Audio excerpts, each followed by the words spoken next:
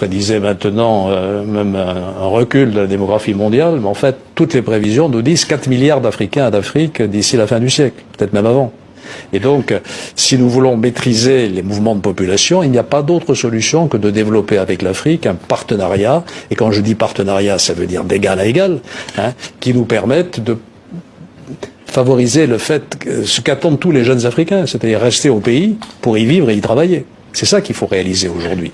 Si nous ne le faisons pas, les Chinois essayent de le faire, les Turcs, les Marocains, qui pénètrent et qui sont de plus en plus influents en Afrique. Donc moi je plaide pour une diplomatie française beaucoup plus active que la nôtre en Afrique, vis-à-vis de nos pays francophones, des anglophones aussi. Sachant que la France-Afrique, maintenant, est un peu supplantée par la Chine-Afrique, la Turque-Afrique, la Maroc-Afrique, etc., etc. Le Maroc, c'est l'Afrique encore. Oui, mais c'est fait exprès, parce que le Maroc, c'est l'Afrique, mais le Maroc qui s'investit en francophone, en Afrique francophone, est en train de faire quelque chose d'absolument extraordinaire. Ce sont des concurrents par rapport à la France qui sont très forts.